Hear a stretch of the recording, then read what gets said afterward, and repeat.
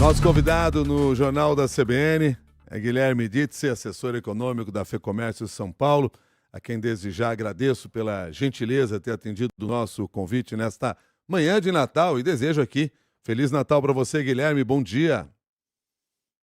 Bom dia, Milton. Feliz Natal a você, todos que nos acompanham aqui na CBN. Falar sobre um momento especial aqui, né? Ontem a festa foi longa, acordando cedo aqui para pelo menos falar um pouquinho desse evento tão importante para o nosso comércio brasileiro. Sem dúvida, e com aspectos positivos, pelo que a gente percebeu, pelo menos nesses últimos dias. Não sei se os números que vocês têm confirmaram essa expectativa. O que nós podemos avaliar sobre o resultado das vendas neste Natal? A tendência, Milton, é que se confirme, sim, o crescimento nas vendas de 4% em dezembro deste ano em relação ao ano passado, né? A gente viu a injeção do 13º salário, foi ali até o sábado. Então, quem foi ao shopping, quem foi à loja comercial na rua, viu um grande movimento no final de semana das pessoas, de fato, gastando o 13º salário. E ontem, na véspera do Natal, teve uma movimentação muito grande. Ali, segunda-feira, um pouquinho menos, né? Que foi um dia útil e tudo mais. Então, a gente viu uma movimentação muito grande no último final de semana e ontem, na véspera do Natal, sempre aqueles, né, Milton, aquelas pessoas que deixam para a última hora para comprar o presente ou adoram fila, né? Você deve ter caminhado aí por São Paulo, deve ter visto o supermercado lotado, aquela loja de roupa lotada, mas a pessoa gosta ali da última hora desse evento, mas de qualquer forma é um cenário positivo que a gente traça aqui para o varejo. Esse aumento nas vendas no mês de dezembro, em função deste Natal, se dá pelo que, além da entrada do 13º, que ocorre todo ano? É o que a gente vê, né, Milton? Por mais até importante para quem está nos assistindo entender o seguinte: todo ano tem um 13º, mas isso não indica necessariamente que o Natal será mais positivo por conta disso. Depende muito do nível de pessoas empregadas. Ou seja, se eu tenho um número de pessoas com vínculos, ou seja, com carteira assinada, num número maior do que o ano passado, tende a ter uma injeção maior de 13º e, com isso, complementa as vendas do Natal. Então, depende muito desse volume de pessoas empregadas para a gente saber a tendência das vendas de dezembro. E o que a gente vê de complemento, né, nesse cenário econômico? Uma inflação, ou seja, preços subindo a um ritmo mais moderado.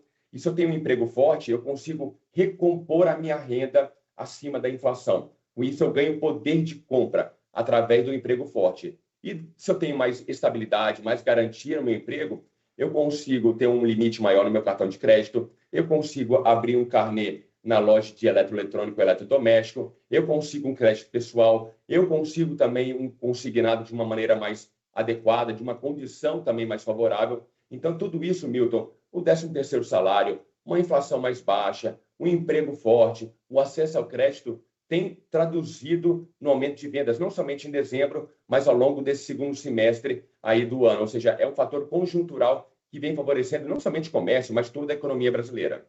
Uma movimentação intensa no comércio nesses últimos dias, mas também com gastos maiores por consumidor comparado a anos anteriores? O que a gente vê neste ano 2025 é um gasto médio pouquinho menor do que ano passado. Mas, em contrapartida, o que nós estamos vendo é um volume maior de pessoas que irão presentear aqui, né, segundo nossa pesquisa, que disseram que iriam presentear nesse Natal. Então, isso compensa. Você tem um volume maior de pessoas esse ano que iriam presentear no Natal, com um ticket médio um pouquinho mais baixo. Então, o cenário é bastante favorável, sobretudo quando a gente tem uma inflação, né? Porque a inflação, né, Milton, você sabe, e o ouvinte também reconhece, quando você tem aumento de preço de alimento, perdão, de energia elétrica, de gasolina, tudo isso impacta. Eu tenho que gastar mais nesses itens e sobra menos nesses potenciais presentes de Natal, por exemplo. Quanto às taxas de juros, de que forma elas, de alguma maneira, impactaram esse movimento positivo ou negativamente? Milton, eu acredito que a taxa de juros elevada no Brasil, tá, para quem está nos assistindo, está em 15% ao ano, que é a nossa taxa básica de juros, a Selic, né? Ela impacta de duas formas.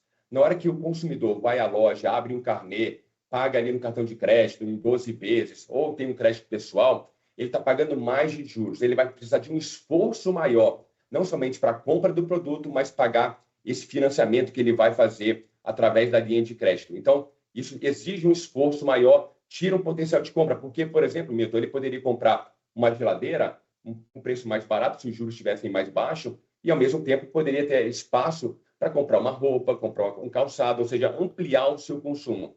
E da mesma forma, numa outra ótica do empresário, se eu, por exemplo, faço uma venda em 6 ou 12 vezes e eu preciso desse recurso de forma imediata, eu antecipo esse recebível.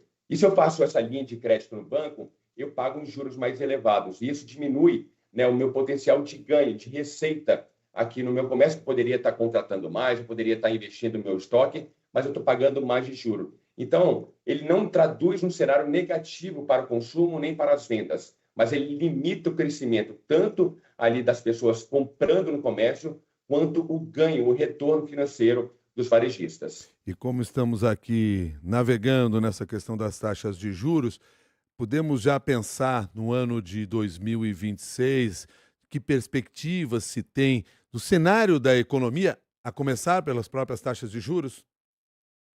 O cenário projetado para o ano que vem é de um cenário similar ao que nós tivemos ao longo de 2025, né?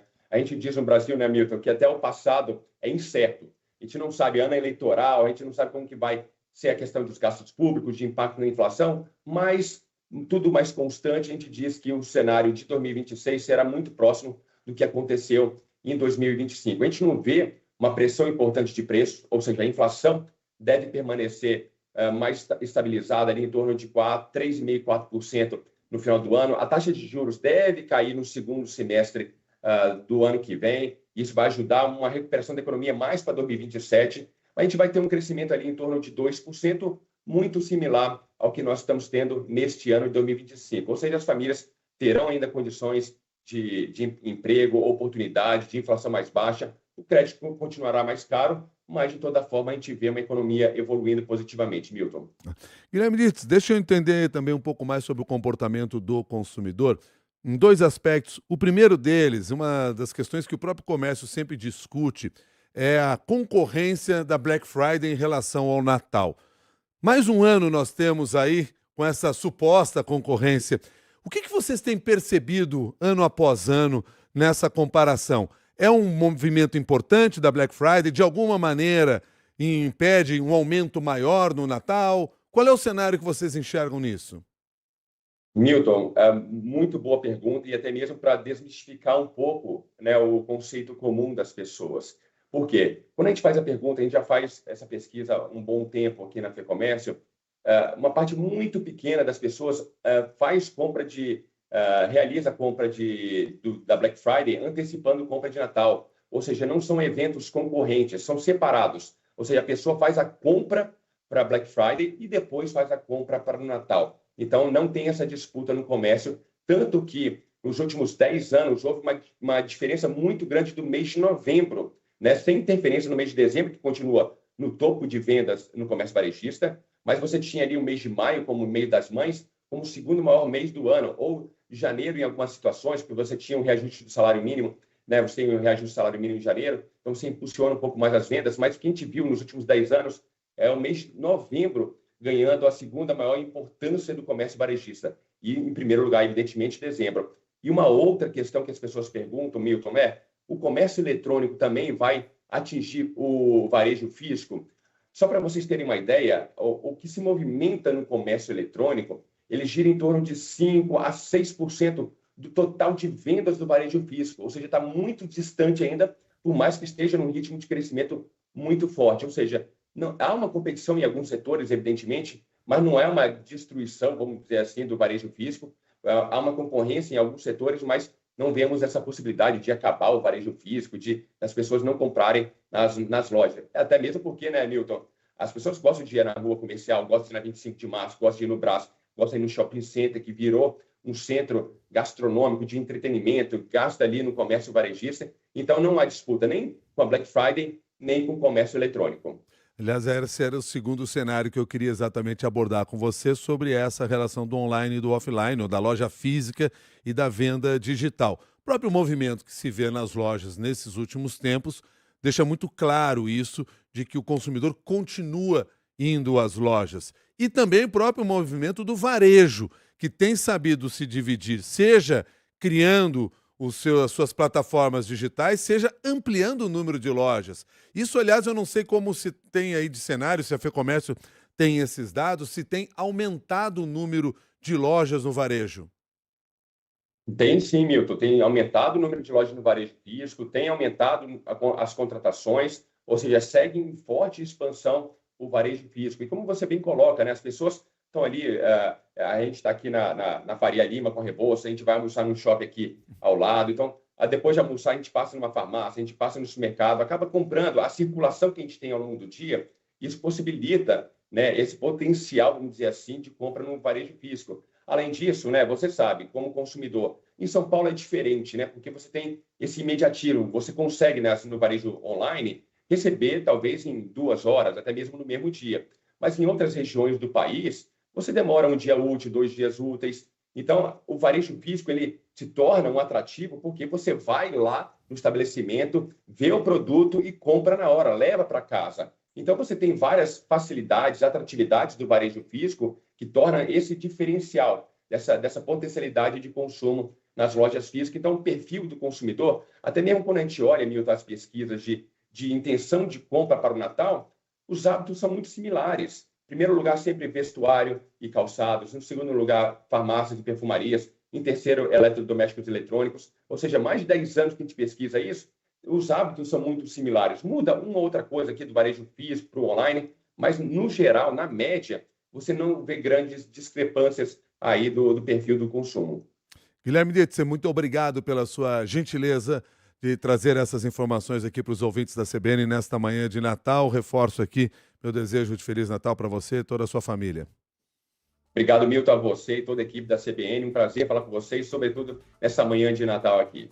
Muito obrigado. Guilherme Dietze, assessor econômico da FEComércio SP, e traz essa informação, portanto, mais objetiva de que, sim, o varejo, e aí nós estamos falando do varejo paulista, mas isso tem se refletido em todos os estados brasileiros de uma maneira geral, mas no caso da FEComércio São Paulo, o varejo paulista deve faturar aí coisa de 150 bilhões de reais nesse mês de dezembro, com alta de 4% em relação ao ano passado.